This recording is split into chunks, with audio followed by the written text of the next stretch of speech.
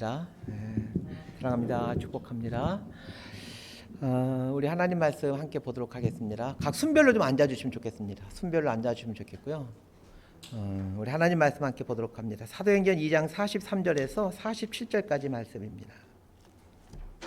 사도행전 2장 43절에서 47절까지 말씀 우리 번갈아 가면서 읽도록 하겠습니다. 제가 먼저 읽겠습니다. 사람마다 두려워하는데 사도들로 말미암아 기사와 표적이 많이 나타나니 믿는 사람이 다 함께 있어 모든 물건을 서로 통용하고 또 재산과 소유를 팔아 각 사람의 필요를 따라 나눠주며 날마다 마음을 같이하여 성전에 모이기를 힘쓰고 집에서 떡을 떼며 기쁨과 순전한 마음으로 음식을 먹고 47절 함께 읽습니다. 하나님을 찬미하며 또 온 백성에게 칭송을 받으니 주께서 구원받는 사람을 날마다 더하게 하시니라. 아멘. 우리 지난 이제 6개월 동안 순모임을 가졌던 것 같습니다. 1월 달부터 순모임이 진행되었고 우리 순장님들도 그때부터 모여서 이제 순장 나눔을 가졌는데 사실 코로나로 몇 년 동안 무슨 교회 조직 아마 저희 교회뿐만 아니라 좀 규모가 작은 모든 교회들 마찬가지일 거예요. 다 교회 어떤 조직들이 와해가 되어지고 연락할 수도 없고 모일 수 없는 그런 상황이 됐었으니까 근데 코로나가 조금 완화되게 되면서 저희도 좀 이제 순모임을 좀 정상적으로 해야 되겠다라는 생각을 갖고 우리 순장 모임들을 먼저 했었습니다. 예전에 해보니까 순장 모임 교육이라는 이름으로 했었는데 금요기도회 후에 모였는데 참석률이 좀 쉽지 않더라고. 직장 갔다가 또 교회까지 와서 하는 게 쉽지가 않아서 마침 코로나 때 이제 온라인 모임이라는 게 좀 대중화되어지게 되면서 이번부터는 순장 모임을 좀 온라인으로 해야 되겠다는 생각들을 갖게 되었습니다. 그러면 특히 남자들 회사 갔다가 피곤한데 또 교회 나오기 많이 힘들었는데 이제 가정에서는 조금 편안한 마음으로 순장 모임을 할 수 있을 것 같아서 지금 줌으로 순장 모임들을 해오고 있습니다. 거의 뭐 가끔 어쩌다 한 번씩 사정이 있어서 못한 경우는 제외하고는 지난 6개월 동안 거의 빠짐없이 모임을 진행해 왔습니다. 참 감사하게 생각하고 있고 연약하지만 조금씩 이렇게 순위 모임이 활성화되어 가고 있는 걸 보면서 참 기쁘게 생각하고 감사하게 생각합니다. 그리고 순 모임이 어쨌든 정기적으로 계속 모임이 진행되는 걸 보면서 조금의 가능성들 이런 것들 많이 보게 되는 순 모임이 많이 정착화되어 가고 있다라고 지금 판단되어지고 있습니다. 순이 왜 중요할까에 대해서 우리 모두가 좀 생각해 보셔야 됩니다. 사실 이제 저 목회자 입장에서 코로나 기간은 참 많은 걸 생각해 보게 하는 기간이었습니다. 코로나를 겪으면서 교회가 무엇인가에 대해서 이걸 너무 많이 고민했던 것 같아요. 왜냐하면 기존에 한 번도 경험하지 못한 모습 속에서 교회가 이제 있다 보니까 도대체 교회가 뭘까라는 생각을 시시때때로는 해보게 되었던 것 같아요.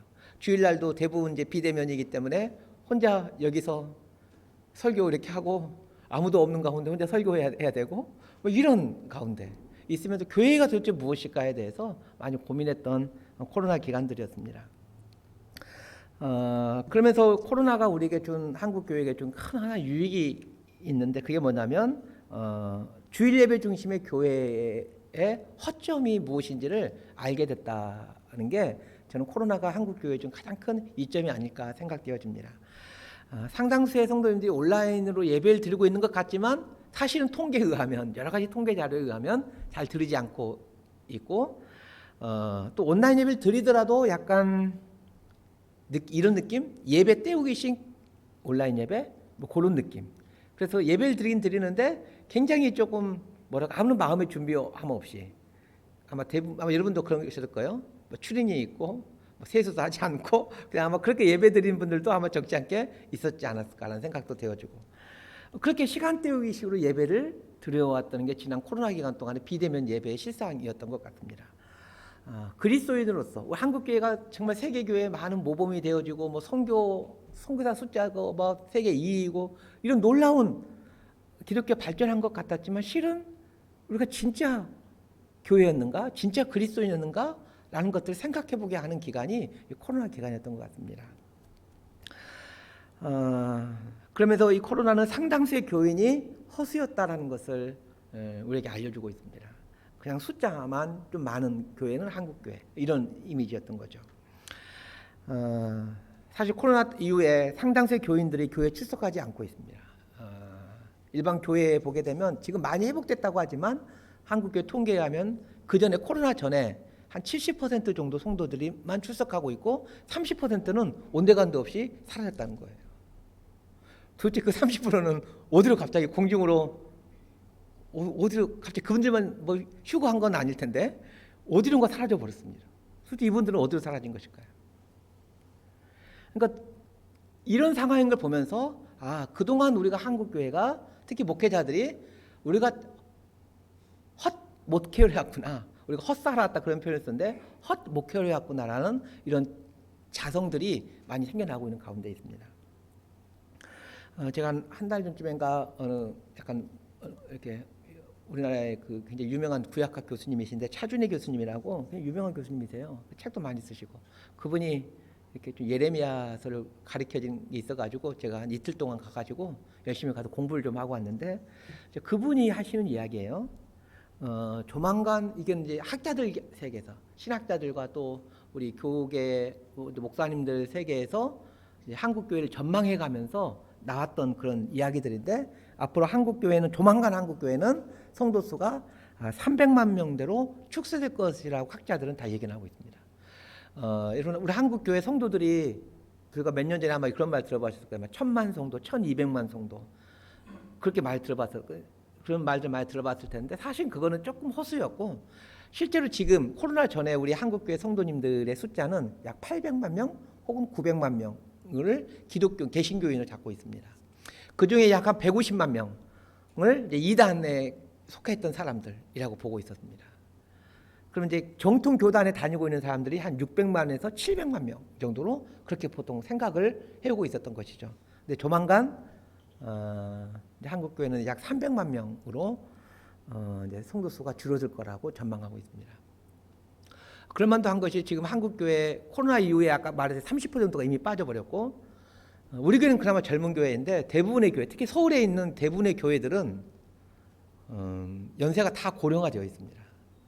그래서 제 친한 친구는 서울에서 목회하는데 그 친구는 왕심 쪽에서 목회하는데 어른이 한 400명 정도 되는 교회인데 이렇게 강대상에 올라가면 하얗대요. 무슨 말인지 아시겠죠? 우리는 다 검잖아요. 그건 하얗대요. 그래서 한 400명 되는 교회인데 제 친구에 의하면 부임한 지 한 3, 4년 됐는데 한 1년에 한 40명에서 50명 정도를 천국 보낸대요. 그래서 본인은 천국을 열심히 보내고 있는 중에 있다라고 말씀하면서 자동적으로 교회가 숫자가 줄어들고 있는 거죠. 지금 한국 교회 상황이 이런 상황입니다.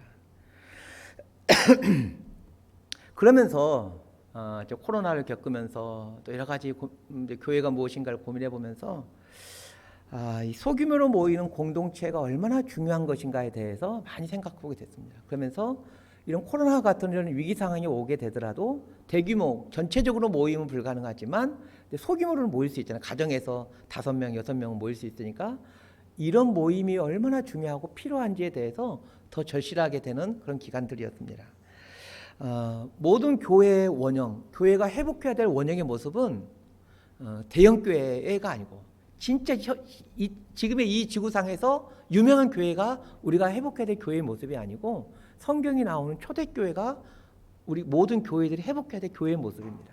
그래서 교회란 무엇인가? 교회가 어떤 방향으로 나아갈 것인가는 사실 답은 뻔해요. 성경에 나와 있습니다. 사도행전에 나오는 교회의 모습을 잘 연구하고 공부하면 됩니다. 그 사도행전에 나오는 교회의 모습으로 돌아가는 게 교회 개혁이고 또 교회가 해야 될 일들인 거예요. 언제부터 지금처럼 지금에 있는 이 지구상에 있는 교회들의 대부분은 이렇게 건물이 있는 예배당이 있죠. 예배당 중심의 그리고 주일 예배 중심의 교회입니다. 근데 여러분 언제부턴가 우리가 지금 교회라고 생각하는 그 이미지, 이런 예배당이 있고 주일에 성도들 모두 함께 예배드리고 이런 모습들이 언제부터 생겨나게 됐냐면 사실 처음 기독교가 생겨날 때 생겨난 모습은 아닙니다. 콘스탄틴 황제가 이제 기독교를 공인하게 되잖아요. 기독교를 공인하게 되면서 그때부터 이제 교회가 이렇게 예배당을 갖고 있는 교회의 모습이 이제 형성이 되기 시작합니다. 콘스탄틴 황제가 로마 시대에 있던 그 로마 시대 기독교 공인되기 전까지는 다 이교도 신앙이 많았잖아요. 로마 황제를 숭배하거나 수많은 신전들이 각 도시에는 있었죠. 그러니까 이교도의 특징이 뭐냐면 큰 신전이 있다는 거예요. 근데 콘스탄틴 황제 때 기독교가 공인되면서 이제 교회도 다른 모든 이방 신전들처럼 신전을 갖게 됩니다. 그게 우리가 생각하는 예배당인 거죠. 근데 우리는 이런 교회 예배당이 반드시 있어야만 된다라고 늘 생각하고 있는 우리들 머릿속에는 그런 생각들 가지고 있잖아요. 근데 기독교는 역사상 최초로 이 땅에 출현한 성전이 없는 종교라고 말할 수 있습니다. 초기 그리스도인들은 자신이 하나님의 성전이고 자신이 하나님의 집이다라고 그렇게 이해했습니다. 근데 우리는 하나님의 성전이라는 말을 들을 때 기독교인들은 뭘 생각합니까? 교회 예배당을 생각을 합니다. 하나님의 집, 이것도 교회 예배당을 생각합니다.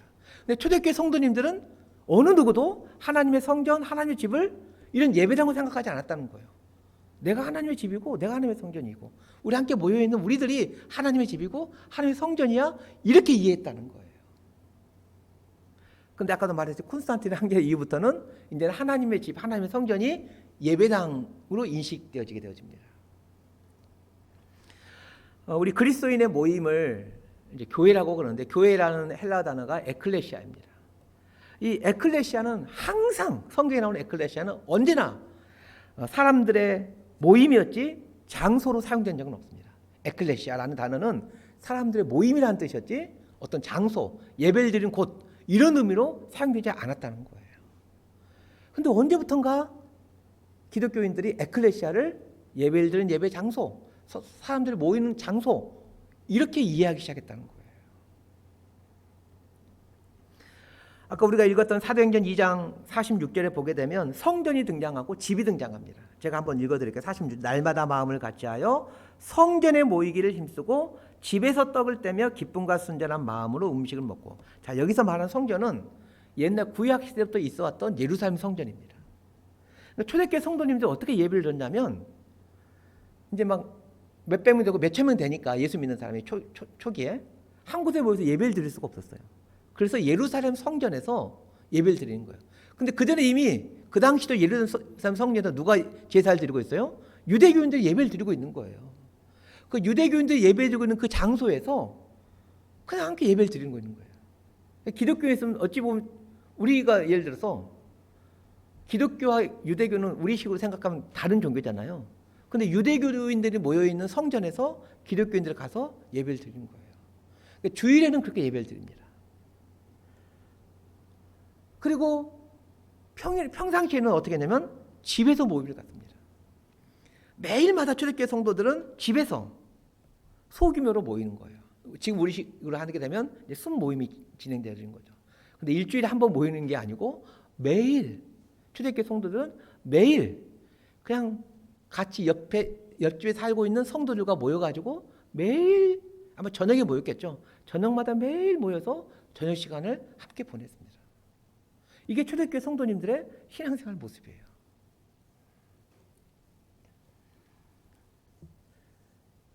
그 A.T. 로빈슨이라는 신학자가 이런 말을 했습니다. 로마 제국을 정복한 그리스도교는 본질적으로 가정집 중심의 운동이었다, 이런 말을 합니다.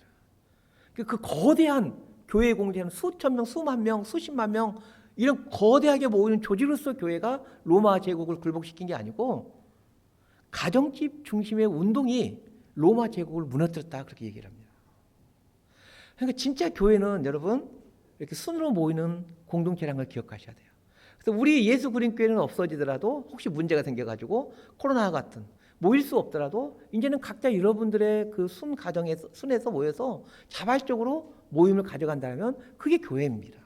그러니까 우리 성도님들이 생각하기를 순모임이 이게 교회다라고 생각했으면 좋겠습니다.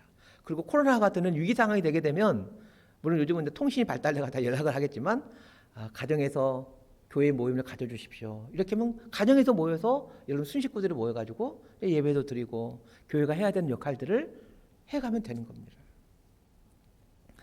예수님께서 시작하신 교회는 12명이 시작되어졌습니다.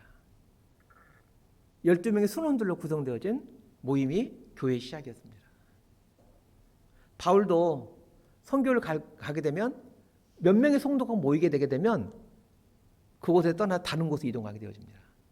근데 바울은 거기에 교회가 세워졌다고 얘기를 하는 거예요. 여러분 초대교회 무슨 우리가 알고 있는 데살로니가 교회, 무슨 베레아 교회, 그다음에 고린도 교회 성도들이 바울이 가가지고 막 수십 명, 수백 명을 전도해가지고 모아놓은 다음에 이제 교회 됐으니까 나는 이제 간다 이런 게 아니에요.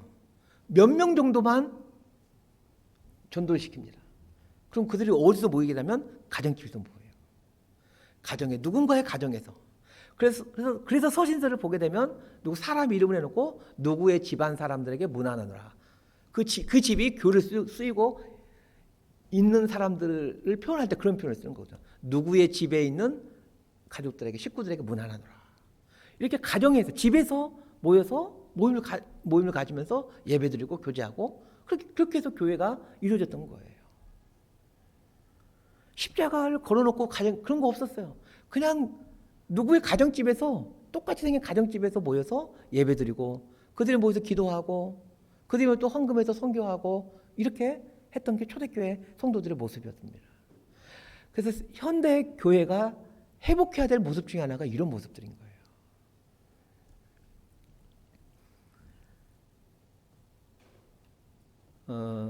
그 1960년대쯤에 중국에서 문화혁명이 일어나게 됩니다. 모태똥이 통치하던 시대인데 모태똥이 통치하던 시대에 이제 문화혁명을 일으키면서 중국에 있는 외세들을 다 몰아내기 시작합니다. 그래서 그 이제 선교사들을 죽이거나 다 추방시키죠. 교회들을 다 폐쇄시킵니다. 이게 1960년대에 있었던 일이에요. 선교사들이 다 이제 떠나게 되고 잡혀가게 되고 죽임을 당하게 되거나 그래서 이제는 교회가 중국에서 문화혁명 당시에 중국 공산당에 가면 이제는 중국에서 교회는 다 사라졌다라고 이제 결론을 내립니다. 근데 그때 중국에 있는 성도들은 어떻게 하냐면 지하로 숨어들게 됩니다. 그래서 중국 교회를 가르쳐서 지하교회라고 하는 거예요. 여러분 혹시 중국을 여행하신 분들은 유심히 한번 봐보세요. 십자가 건물을 거의 찾아볼 수 없습니다. 십자가 교회에 있는 건물이 있는 데는 삼자교회예요. 삼자교회라고 중국 공산당에 등록된 교회입니다. 거기는 중국 공산당의 목사님도 임명하고 또 매주마다 설교를 주일날 되기 전에 설교를 작성을 해가지고 공산당에 미리 보내서 검열을 받은 다음에 그 다음에 이제 설교를 하게 되는 이게 삼자교회입니다. 삼자교회 성도 숫자는 많지가 않고요. 중국에서 대부분의 신도들은 다 지하교회 성도들이에요. 대부분 한 80~90%가 지하교회 성도님들이에요. 뭐 지하교회라고 뭐 지하실에 모여서 그런 게 아니고 지하라는 말은 숨어 있다는 말이에요. 가정에서 20명, 30명 이렇게 모여가지고 교회를 하는 거예요. 자, 이렇게 해서 숨어서 그 문화혁명 시대 신앙을 갖습니다. 문화혁명이 지나고 정권이 이제 등소평으로 넘어가게 되면서 이제 신앙에 대한 자유가 생겼을 때 뚜껑을 열고 보니까 문화혁명 때 다 살았다고 하는 중국 교회가 여전히 엄청나게 훨씬 더 부흥해가지고 활발하게 활동하고 있는 게 드러나게 됩니다. 지금 중국에 지금 크리스천들이 한 1억 명이 넘습니다. 우리 한국은 지금 아까 300만 명 얘기했는데 우리하고는 비교가 되지 않는 한 1억 명 정도 지금 크리스천을 예상하고 있어요. 근데 곳곳에 지하에 숨어가지고 그들은 신앙생활하고 교회 공동체를 이루어가고 있었던 것이죠. 우리가 교회의 본질이 이런 모습이구나라는 걸 생각하면서 순위 교회이다. 오늘 순 종강 예배 때 꼭 기억할 것은 순위 교회이다. 라는 걸 꼭 기억하시면서 이 순 모임이 교회 모임이고 교회 공동체 모임이다라는 것을 꼭 기억하시면서 순 모임을 귀중하게 생각하고 또 순 모임을 통해서 교회 원형의 모습들을 회복해가는 그런 우리 교회가 되었으면 좋겠습니다. 기도하겠습니다. 하나님 아버지 감사와 찬양과 영광을 올려드립니다. 이 땅에 교회가 세워진 후 지금까지 많은 어려움들이 있었지만 그러나 교회는 사라지지 않고 지금까지 계속 확장되어 왔음을 보게 되어집니다. 오늘 말씀을 통해서 저희가 회복해야 될 모습 중에 하나가 초대교회 교회 공동체의 모습이었음을 보게 됩니다. 가정에서 모여서 서로 사귐을 하고 교제하고 그렇게 주님의 나라를 위해 살아갔던 주일교회 성도님들의 그 모습들을 지금 우리 삶 속에서 또 구현해가고 그들의 그 신앙생활의 정신들을 우리가 간직하며 살아가는 우리 모두가 될 수 있도록 은혜를 내려 주옵소서. 예수님의 이름으로 기도드리옵나이다. 아멘.